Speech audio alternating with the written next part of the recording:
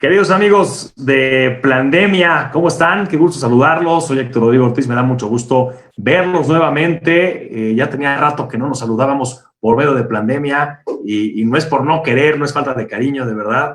Al contrario, los quiero con el alma, como dice la canción.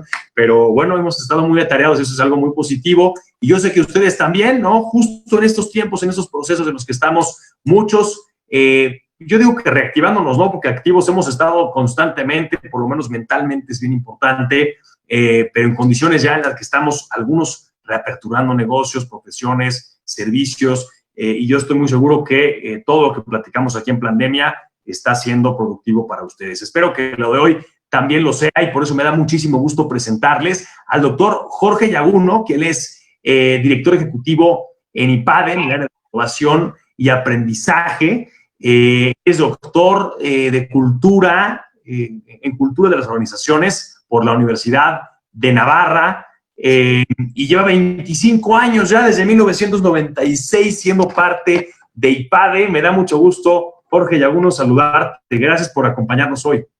Muchísimas gracias, Héctor. También encantado de poder participar con ustedes. Oye, y bueno, justamente, bueno, te pedimos que tú titularas la plática de hoy porque creo que es muy importante en lo que estás especializado, que puede aportar muchísimo a la comunidad, los cambios en las organizaciones en tiempos de crisis. Y bueno, es innegable decir que hoy estamos, yo creo que en la peor crisis que pudimos haber vivido cualquiera de nuestra generación, si estás de acuerdo. Completamente. A ver, este es algo sin precedentes prácticamente para la mayor parte de la gente que está viva. Yo lo único comparable hubiera sido la Segunda Guerra Mundial, pero pues ya esto ocurrió prácticamente hace 70 años. Entonces, para las generaciones jóvenes, pues eso es completamente pues, novedoso, tanto en sus partes buenas como malas, ¿no? Y además en un mundo mucho más conectado o interconectado de lo que existía en la Guerra Mundial, ¿no? Sin decir que es menos. Claro. O sea, al final de cuentas, fue una catástrofe en Europa, hubo problemas en Japón, ¿no? En Estados Unidos, bueno, pues sirvió para reactivar la economía muy rápido la posguerra, pero en realidad esta pandemia pues ahora sí que ha afectado a más países en todos los continentes, ¿no? Totalmente. Y seguirá porque además, como se ha visto, el avance ha sido paulatino, comenzó en Asia, se migró a Europa, ahora América es la que está, tanto Norteamérica como Sudamérica está recibiendo los embates y ya se anuncia ahora la segunda fase, etcétera. O sea, vamos, este tema sigue y seguirá todavía un rato.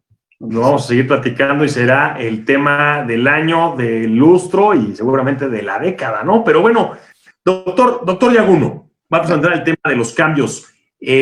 Justamente en tu trayectoria, has estado en banca, has estado en empresas, consultor de empresas, obviamente, estando dentro del IPADE, con muchos alumnos y egresados seguramente acompañados sus trayectorias y sus empresas. Yo te pregunto, de todos los cambios que naturalmente ocurren, ¿no? Por un lado, son los naturales. Y por otra parte, los que hay que provocar, ¿cuáles son los más importantes?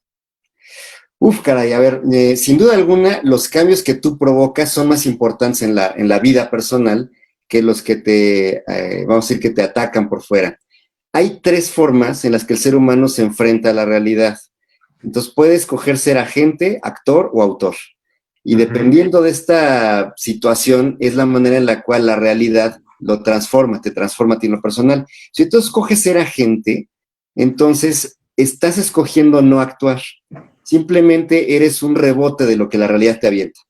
Entonces, hay gente que ante la pandemia, ante la crisis, pues ha escogido quizás por la parálisis, que puede ser por muchas razones, el miedo, la incertidumbre, el enojo, la ira, y entonces no te mueves, estás esperando que todo regrese exactamente a como era, pues hace 6 meses.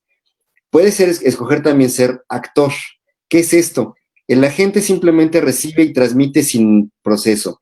El actor procesa, el actor recibe la realidad y la reinterpreta, la hace a su nivel. Entonces, se adapta a las condiciones, vamos a decir, sigue el juego, trata de que no simplemente se convierta en un transmisor, pero al final sigue dentro de la misma tónica de que va reaccionando a lo que la vida le va aventando.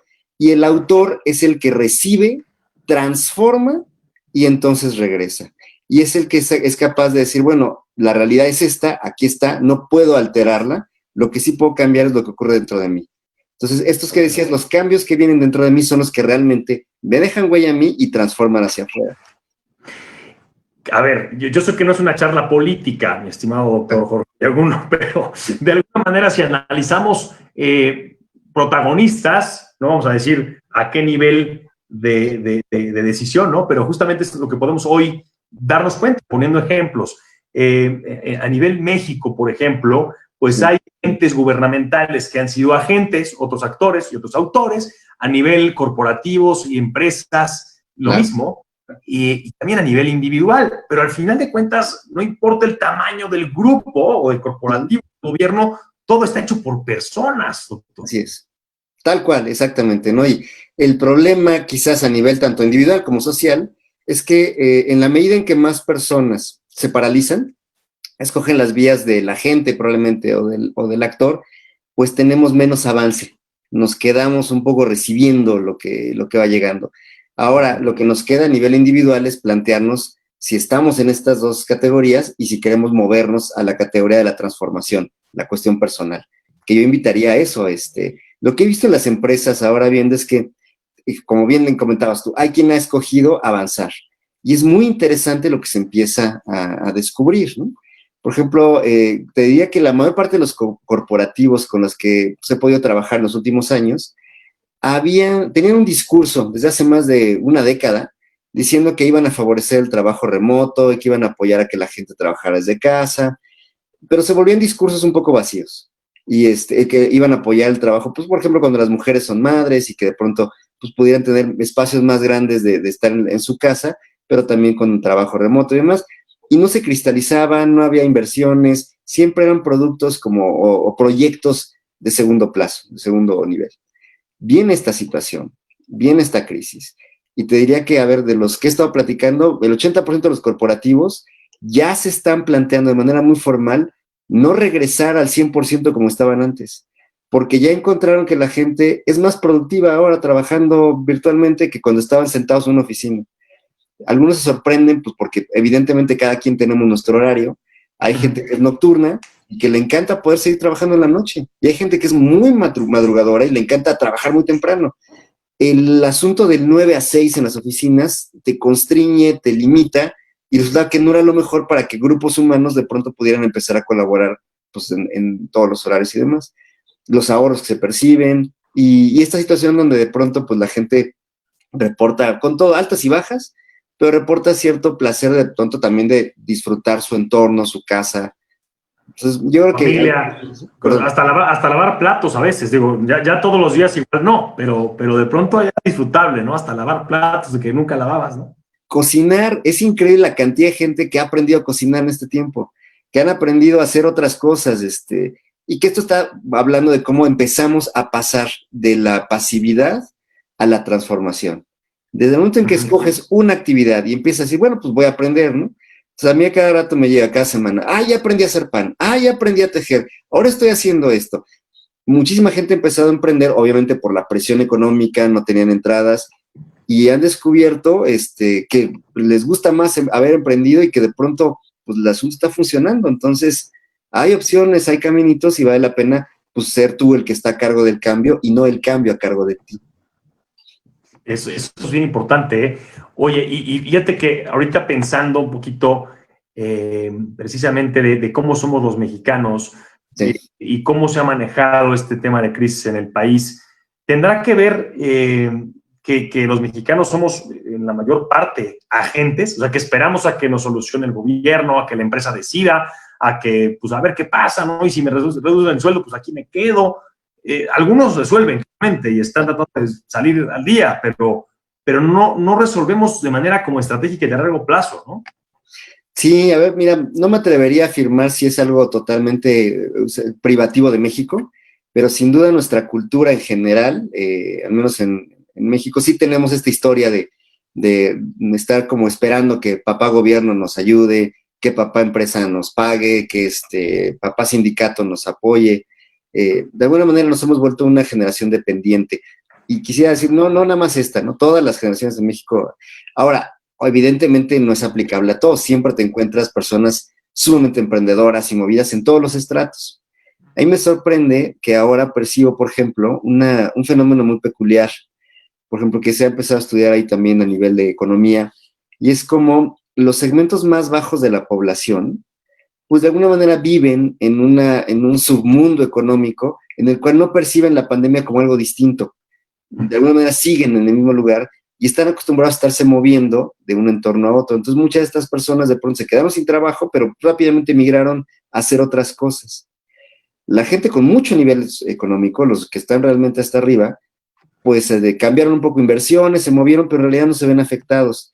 Es la gran masa de en medio la que resiente más duro esta situación, porque quizás te percibes prisionero de los entornos en los que has trabajado. Moverte implica sacrificar ingresos. Y entonces, no, yo no me voy a mover para allá, yo tengo que conseguir algo del nivel en el que estaba. Y el riesgo de no conseguir repuntar rápido hace que de pronto te quedes prisionero y quizás adoptes una actitud más pasiva, como la que mencionabas, más dependiente, ¿no? Arréglenlo, ayúdenme, ¿no? Sí, porque no quieres tomar riesgos para ti. Lo digo, al final es normal. El tema del riesgo, sobre todo en unas circunstancias como las actuales, pues no es para cualquiera, ¿no? No todos se pueden atrever a soltar cuando tienes dependientes económicos o tienes responsabilidades o deudas que cumplir, ¿no? Sí, exacto. Que esa es otra, por ejemplo, ya lo había escuchado alguna vez en otro foro, el tema de cómo las deudas se habían convertido en nuestras cárceles. Y mientras piensas, fíjate, me gustaría compartirles una imagen que creo que podría ser muy interesante. Adelante. Es una metáfora muy famosa, la metáfora del lago. Se utilizaba sobre todo para cuestiones como ingenierías y demás, hablar de la importancia de los inventarios y cosas por el estilo. Pero pues han encontrado que aplica para muchos. Esta metáfora justamente ahorita nos ayuda a explicar cómo cuando hay un cierto nivel de bonanza es como imaginar que el nivel del lago está pues muy alto. Entonces las embarcaciones transitan sin problema de un lado para otro, avanzan hacia sus metas sin ningún problema, miren. La orografía del lago es muy incierta y muy compleja en el fondo, pero el nivel de agua hace que no te preocupes.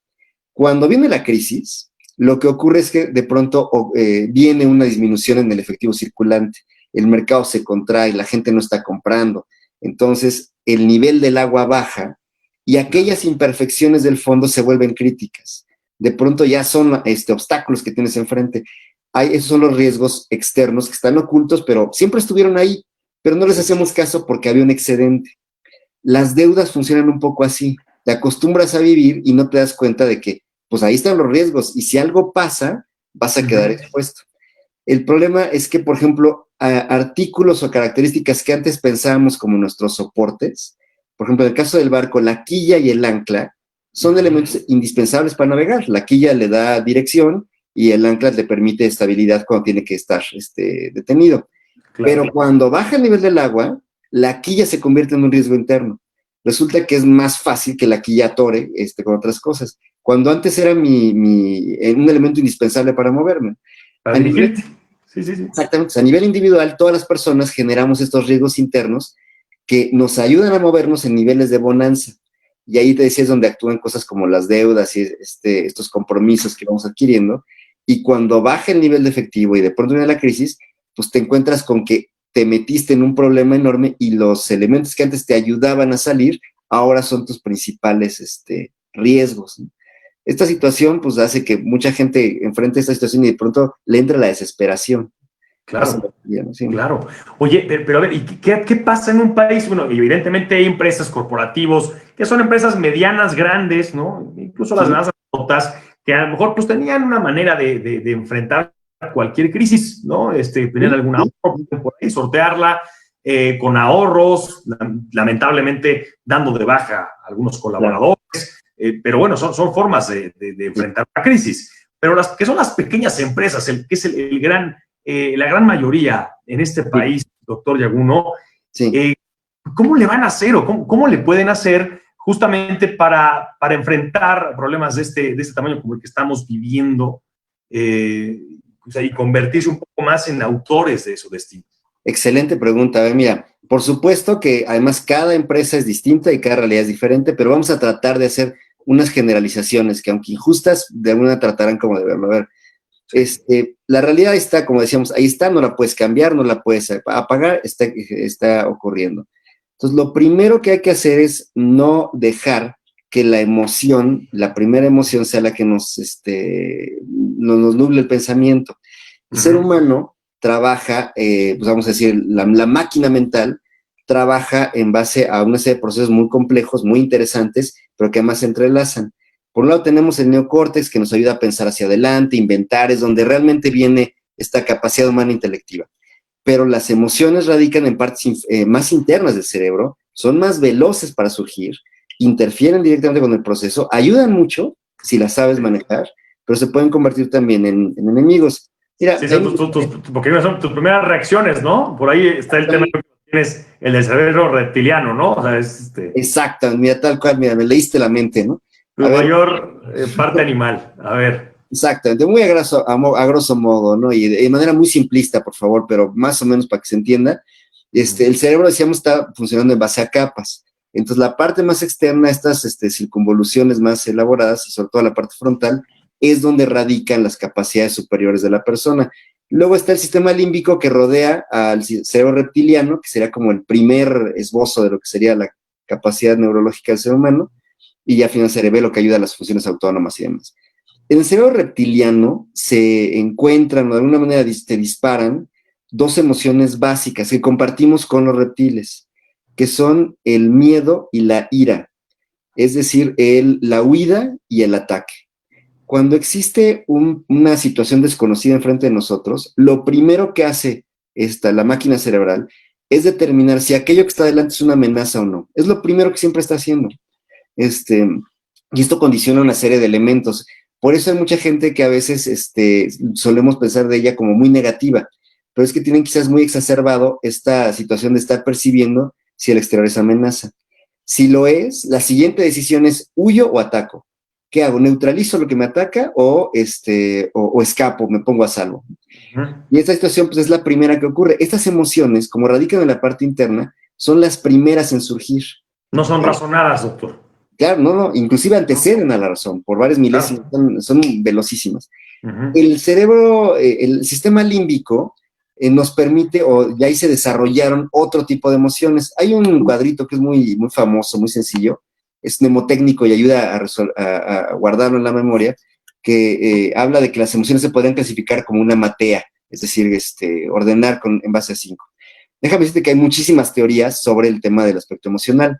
Una de las más aceptadas habla de que hay 8 emociones básicas, otra más antigua es la que dice que son 5, y de hecho quizás si alguien se pone a ver este cuadrito, va a reconocer una cierta película infantil de unos personajitos que vivían en la cabeza de una niña, y va a ser, claro. Caray, pues está basado justamente en esta teoría. Y entonces nomás le cambiaron el afecto por el disgusto. Pero bueno, ahorita platicamos. El cerebro reptiliano, miedo y enojo. Las primeras, las más veloces. El sistema límbico dispara otras dos emociones, que son las emociones, la alegría y el afecto. La alegría tiene que ver con aquello que nos produce algún placer concreto, inmediato, veloz. Y el afecto, el compartirlo con otros de mi comunidad, los de mi tribu, las personas con las que me relaciono y tal. ¿Para qué sirven estas dos? Si las primeras dos, el miedo y el enojo, sirven para ponerte a salvo, neutralizar las amenazas, la alegría y el afecto sirven para fomentar comunidad, sirven para repetir comportamientos que te resultan positivos. Entonces son buenísimas precisamente porque generan lazos comunitarios, estás con las personas que quieres, buscas repetir las experiencias, estar con ellos. La tristeza es un puente bien interesante. Nos duele el pasado, lo que hemos perdido, nos duele lo que tememos que vamos a perder, y en este sentido hermana las emociones de peligro con las emociones de nostalgia con la comunidad. Entonces es un puente muy interesante. Entonces lo primero que hay que hacer es, como empresa chiquita, ¿dónde estoy? ¿Cómo estoy reaccionando? Si lo veo todo negro, probablemente estoy dejándome seducir por las emociones primigenias, las que ven todo como amenaza. Oye, es que es una amenaza, por supuesto que lo es. Es más, es una realidad que existe, ahí está. Pero la amenaza se va transformando dependiendo del sector donde estás, dependiendo el tipo de trabajo que realices y demás. Entonces, la siguiente fase que tenemos que hacer es, entender en dónde estamos parados, nuestro contexto. Ahí te diría que, por ejemplo, me gustaría poner algunos ejemplos, si me permites, que lo hacen a veces muy fácil, ¿no? Estaba entrevistando, por ejemplo, te voy a hablar de 3 casos que me parecen sensacionales porque son muy distintos entre sí, ¿no? Uno le vamos a decir un empresario le voy a poner el señor H. El señor H tiene 20 años dedicados a hacer software. Y este hombre le vende software de muy alto desempeño, hecho a la medida, a corporaciones muy grandes y al gobierno, a diferentes entidades gubernamentales. Es software de alta demanda, el tipo de programadores que contrata es gente certificada, son cuestiones bastante complejas, y él nunca ha querido utilizar el trabajo remoto porque garantiza un servicio de 24/7 a las empresas que están utilizando los desarrollos que él ha entregado. Y entonces tiene servidores muy intensos, muy potentes, tiene una gente entrenada y que están, pues, una rotación que están siempre dando servicio. Entonces le decía, no puedo mandarlos a su casa, es absurdo. O sea, si ya habla alguien de la secretaría tal y dice, no está jalando la base de datos, no puedo decir, ay, permítame, voy allá a la oficina. No, tiene que poder resolver instantáneamente hasta que pasa esto. Y entonces junta a la oficina, los desarrolladores, dice, pues, ¿qué hacemos? ¿No? A ver, tenemos que irnos para la casa, y los mismos muchachos, la misma gente que lleva trabajando con él mucho tiempo, le empiezan a empezar a proponer ideas. A ver, mire, pues no tenemos que llevarnos el equipo más pesado, lo que hay que establecer son unas buenas VPNs, hay que ver con los enlaces, que haya redundancias en las casas. Muchos de estos chicos viven en la periferia de la ciudad y que no son zonas fáciles, ¿no? Ellos solitos idearon maneras para generar estas redundancias y luego le preocupaba, oye, ¿cómo le voy a hacer él como empresario para verificar que están haciendo lo que tienen que hacer? Y entonces se conectaba todos los días con cada uno, a ver cómo va, y hacía juntitas de 5 por acá y 5 por allá. Acababa el hombre destruido todos los días, 11 de la noche, ya no podía saber más, desesperado, hasta que de plano un día no pudo, y pues no pudo estar en unas juntas y tal, no los pudo ver, y el trabajo siguió funcionando, y muy bien. Y de pronto, también hablando con los chicos, los mismos muchachos le dijeron, oye, ¿por qué no establece un tablero? Y ya vamos a una competencia. Cada vez que uno tenga una incidencia, es un tache. Cada vez que uno tenga un acierto con la empresa, nos pones una palomita. Y vamos viendo quién gana la carrera. Lo convirtieron en un juego.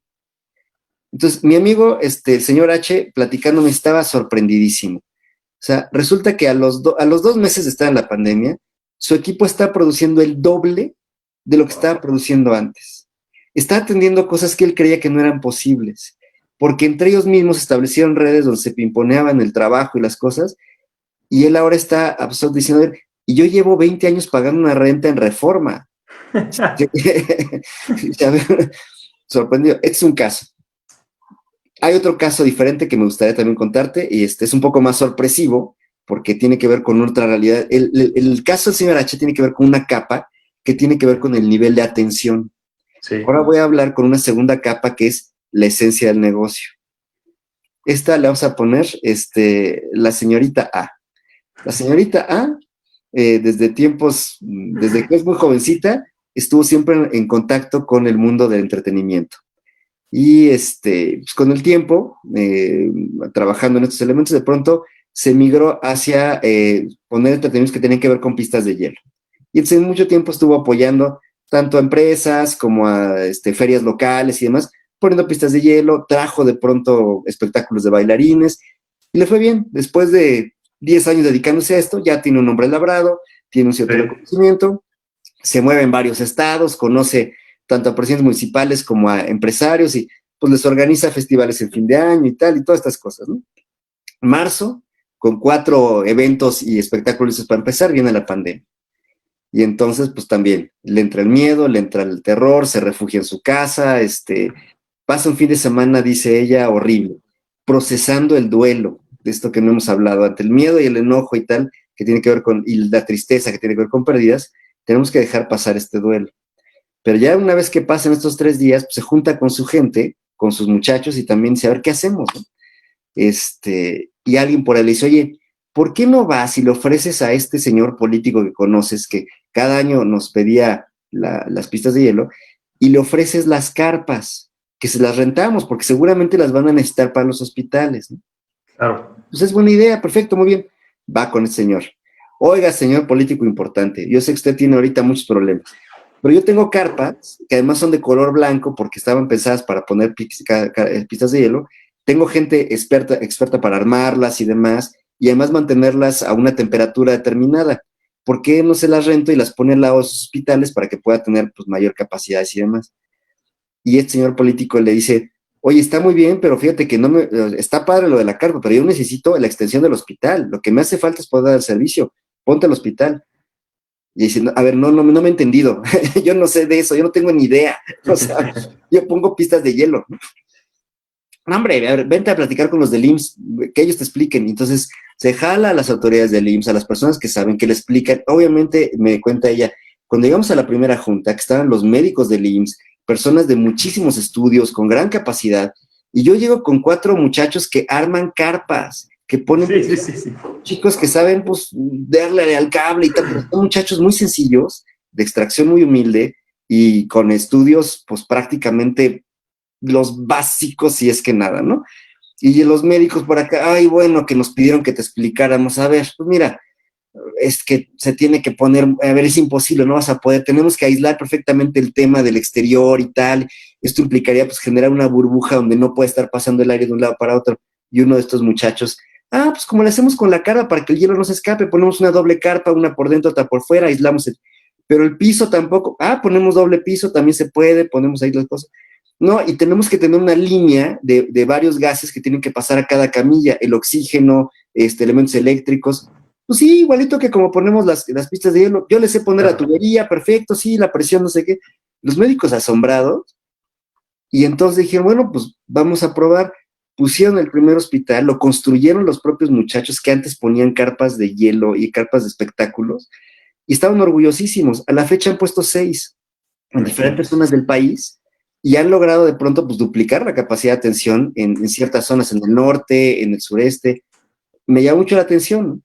Entonces, cuando, así como el señor H se sorprendió de la capacidad de sus muchachos para de pronto plantearle nuevas formas de trabajar, la señorita A estaba asombrada de cómo, pues, a ver, me decía, yo llegué a ofrecer una carpa, el señor me pidió un hospital, y de pronto estos locos dijeron, sí lo armamos, ¿no?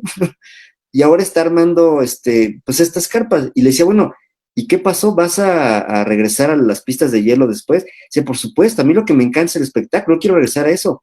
Pero lo que me di cuenta es que mi fuerza, la esencia de mi negocio no está en poner carpas de hielo. La esencia de mi negocio es en poner instalaciones que resuelvan cosas. O sea, yo tengo un equipo muy capaz, que es flexible, adaptable, y que si se necesita poner una instalación compleja, la pueden hacer. Mira qué interesante.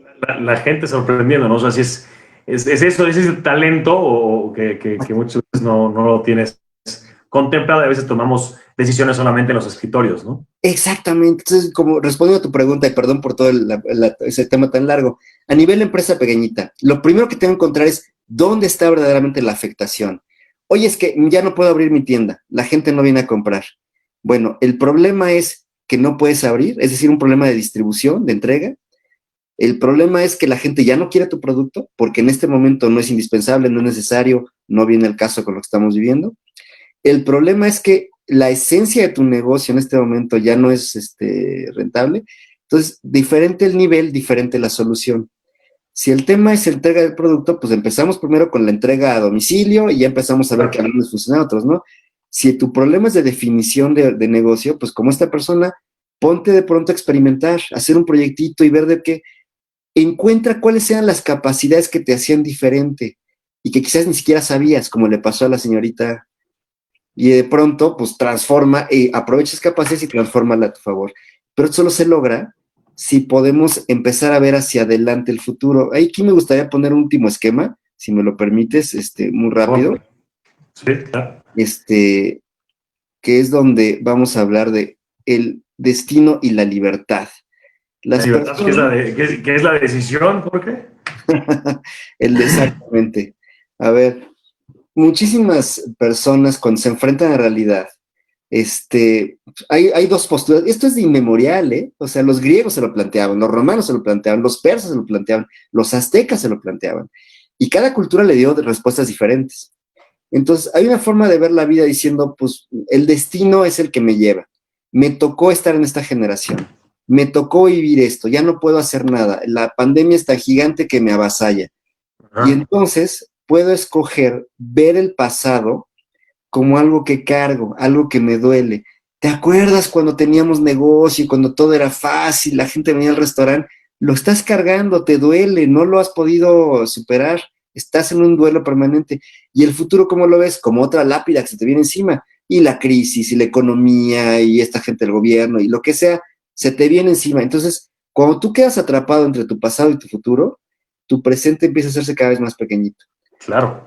Y entra el miedo, entra la ira, entra la pasividad, la gente se va haciendo más pequeño y se enconcha. Entra Sí, la inacción total, ¿no? exactamente, la elección total. Si escojo pensar que tengo libertad, a pesar de los eventos que me ponga enfrente de la realidad, tengo la libertad esencial de poder decidir qué hago conmigo mismo, cuál es la actitud que quiero tomar, qué es lo que quiero hacer. El pasado se convierte automáticamente no en una carga, sino en una plataforma. A ver, he hecho todo esto. Sí, pero lo que importa no es lo que describimos a primer nivel, ¿no? No es que yo distribuyo software al gobierno, es que yo pongo pistas de hielo.